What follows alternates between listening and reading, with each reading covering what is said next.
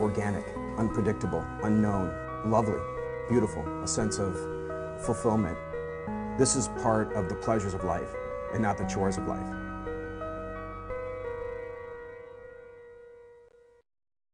Tonight on Daily Iowan TV, 1,200 students and 165 employers. Do you know how to set yourself apart? And see how students' movie tickets could earn them around the world plane tickets. And in sports, Brands and Blooters Bunch get ready for Big Ten postseason action. We're bringing all of this and more coming up. You're watching Daily Iowan TV.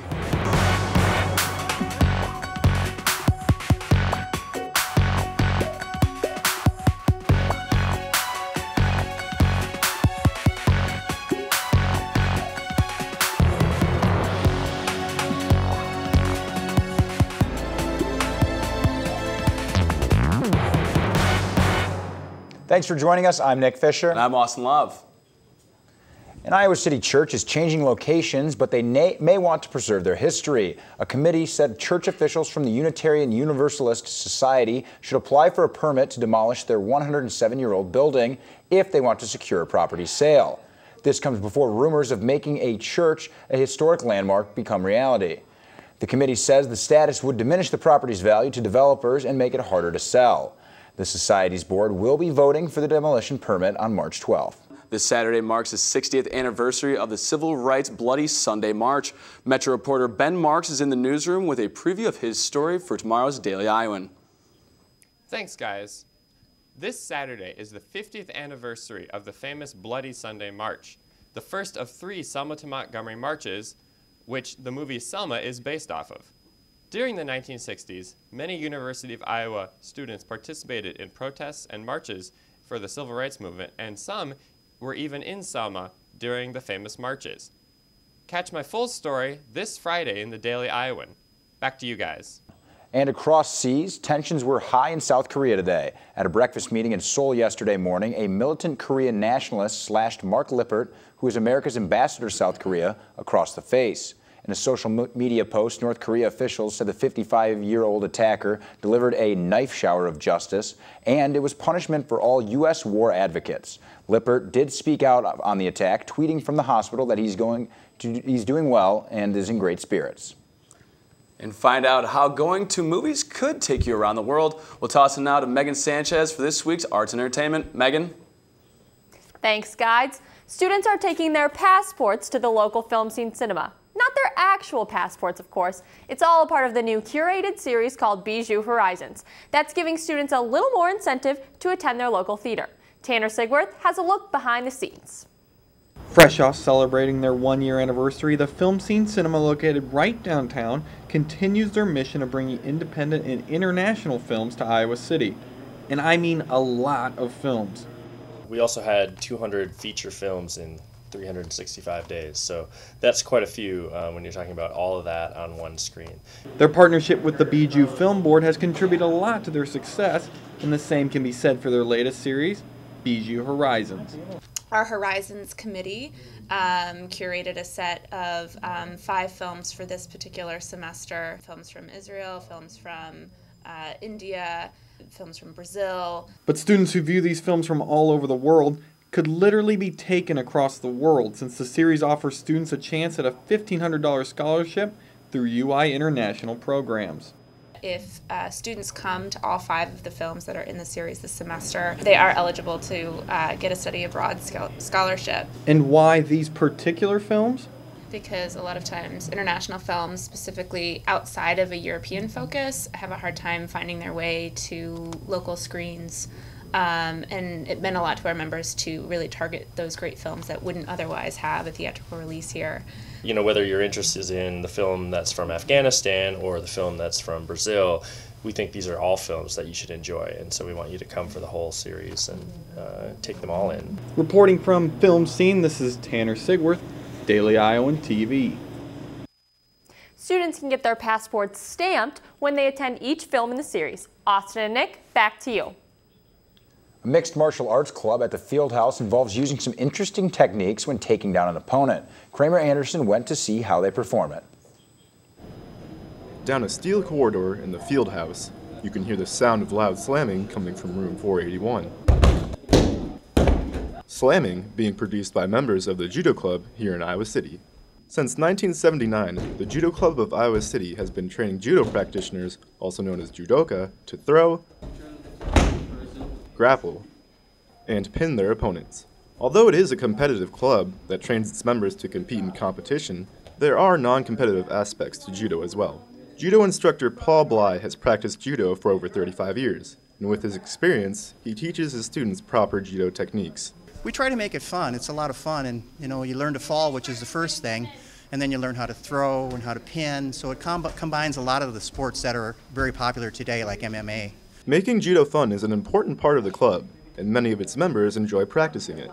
It's a really big stress reliever. I don't know why, but it's something calming about throwing people and being thrown. It may seem difficult and painful to practice judo, but it does not take long for newcomers to get the hang of it, and the club is always looking for new members. So if throwing your opponents around looks like fun to you, stop on by the field house. Reporting from Iowa City, Kramer Anderson, DITV. The Judo Club meets every Tuesday and Thursday from 5:30 to 7 p.m.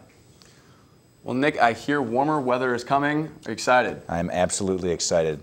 And now we'll toss it over to Katie Stites, standing by in the weather studio to just see how warm it will get this week. That's right, guys. It was pretty cold today, but much warmer temperatures are on the way. It should be in the teens by tomorrow morning, which is already warmer than I got today. And midday temps should hover in the 30s and stay around 30 coming into the evening.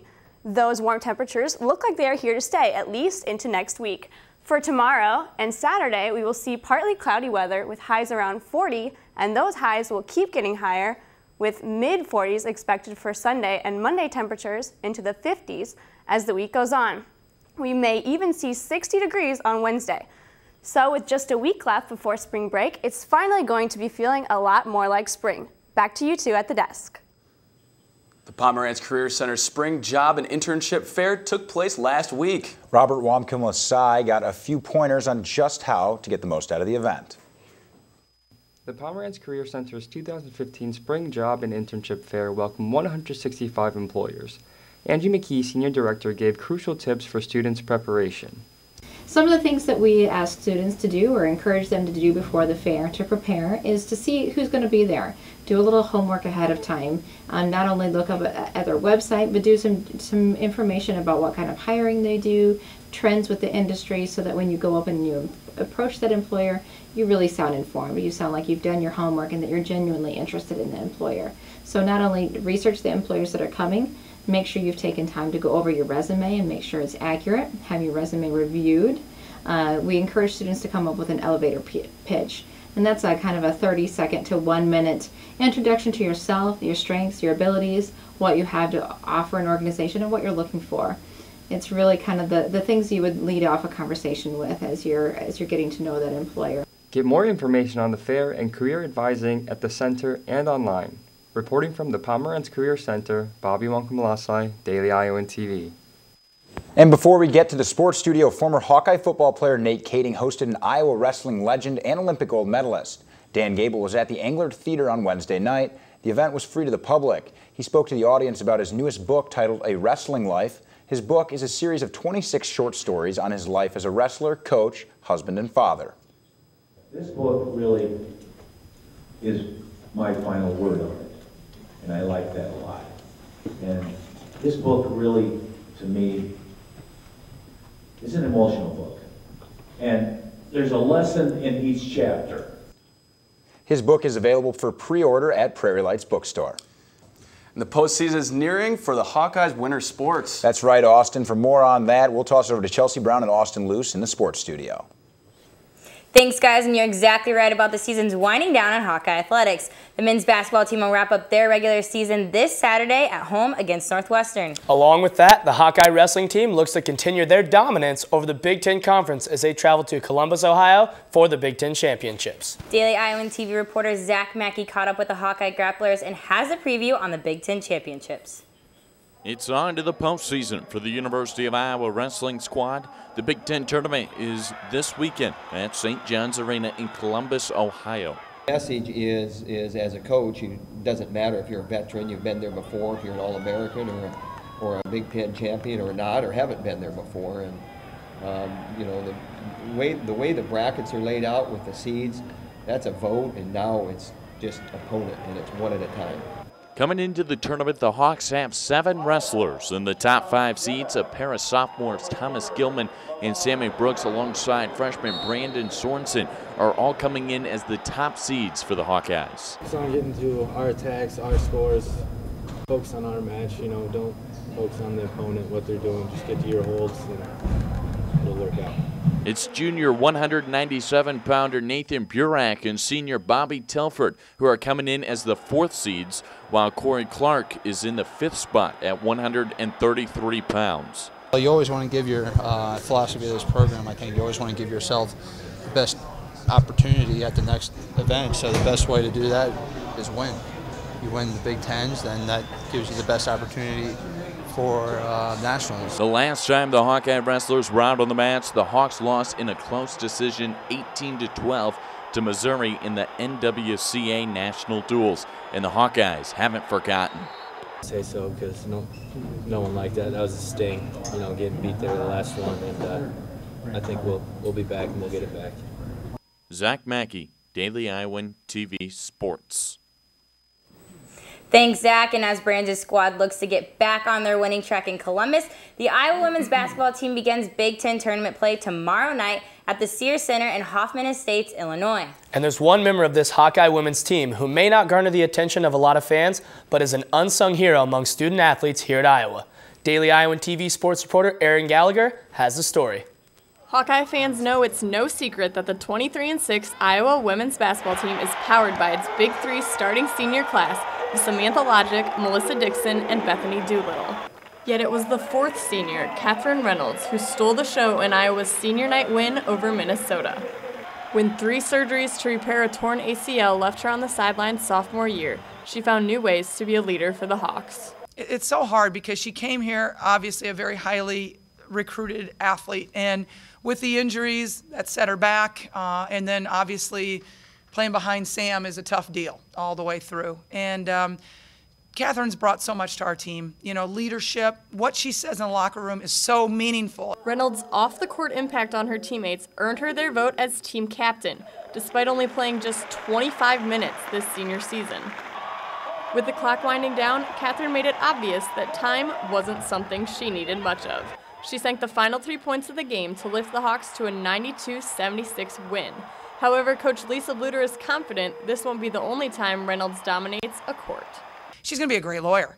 Because she really is so smart and analyzes situations so well. In fact, as a student athlete, Reynolds was able to graduate in 3 years with a business degree and is in her 1st year of law school.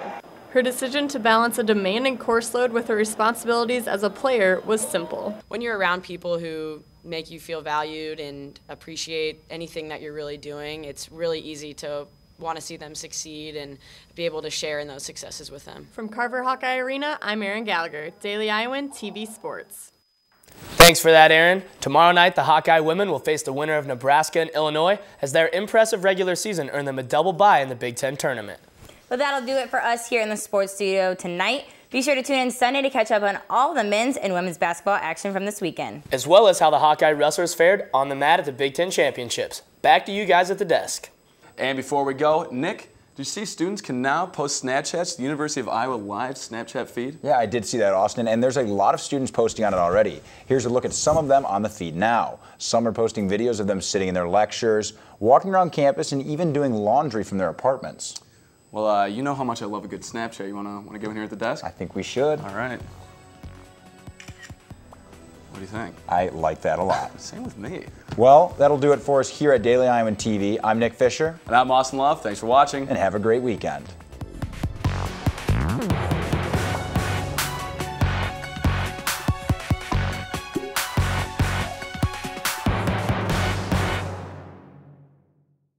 You can download the Daily Iowan mobile app on your iPhone for the area's best news coverage. And you can also read and watch us on your iPad. You can always find current and past Daily Iowan stories at dailyiowan.com. The Daily Iowan is now on TV, online, and in your pocket. If it happens, it's news to us.